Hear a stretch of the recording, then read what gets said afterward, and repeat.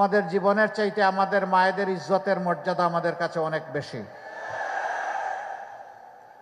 মাদের গায়ে হাত দিবেন, ইনশাল্লাহ আমরা ছেড়ে কথা বলবো না। মা তো আপনারও আছে, আগে আপনার মাকে সম্মান করুন, তাহলে বাংলাদেশের 9 কোটি মাকেও আপনি সম্মান করতে পারবেন।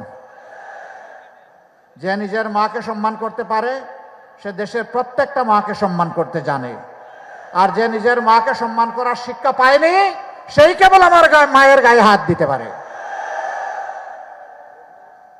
সম্মানিত ভাইরা, মাথা গরম হওয়ার কারণ আছে। অবশ্য মাঘ মাস, এখন আরো শীত থাকার কথা ছিল, তাই না?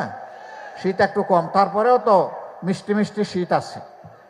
তো আমি ওদেরকে জিজ্ঞেস করি, মাঘ মাসেই যদি মাথার ছান্দি এত গরম হয়, চৈত্র মাসে তোমাদের ছান্দিটা কেমন হবে? এটি গণতন্ত্র নয়। গণতন্ত্র হচ্ছে নিজের কর্মসূচি, বক্তব্য, পরিকল্পনা নিয়ে জনগণের কাছে যাবে, জনগণ শুনবে, বিশ্বাস করবে কি করবে না, এটা জনগণের অধিকার। অন্যের কথা শুনতে হবে যেমন নিজের কথা আপনার বলার অধিকার আছে। আপনাকে কেউ চাপা দিবে না, বাধ্য করবে না, ভোট তাকে দিতে হবে, তাহলে আপনি অন্যকে বাধা দেন কেন? গণতন্ত্রের গাল ভরা বুলিয়া উড়াবেন, আবার ফেসিবাদী কায়দার আচরণ করবেন, এই দুইটা একসাথে যায় না। মাশাআল্লাহ, ঘরে ঘরে এখন কার্ড বিতরণ হচ্ছে, নাম তার ফ্যামিলি কার্ড, তাই না? কোনো জায়গায় তার মূল্য 2000, কোনো জায়গায় 7000, কোনো জায়গায় 20,000। আবার কোনো জায়গায় বলা হচ্ছে আমরা 50 লক্ষ দেব, আবার কোনো জায়গায় বলা হচ্ছে আমরা 50 কোটি দেব। আবার এই ফ্যামিলি কার্ড দেওয়া হবে মায়ের হাতে, বাবার হাতে না। কি চমৎকার! এক হাতে ফ্যামিলি কার্ড আর আরেক হাতে মায়ের গায়ে হাত। বাংলাদেশের মানুষকে এত বোকা মনে করেছেন? সবাই নিজের বুঝটা ভালো করেই বুঝে। গরম হওয়ার কারণ হলো, মায়েরা এখন ওপেনলি বলে আমরা অনিরাপদ এই বাংলাদেশ আর দেখতে চাই না, আমরা একটা নিরাপত্তার বাংলাদেশ চাই।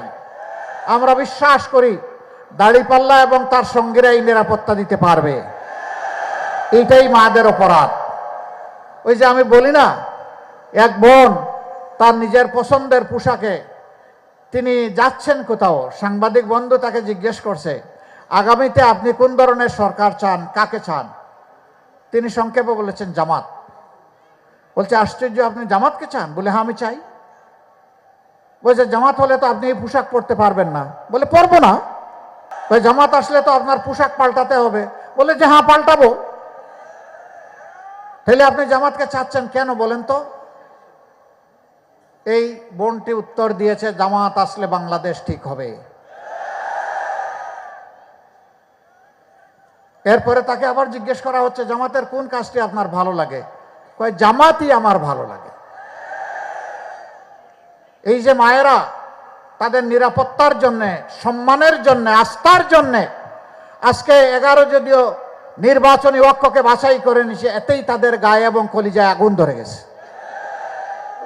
মনে রাখবেন, গায়ের উপর চাবুক মারতে পারবেন, কিন্তু মনের উপরে কোনো চাবুক চলবে না।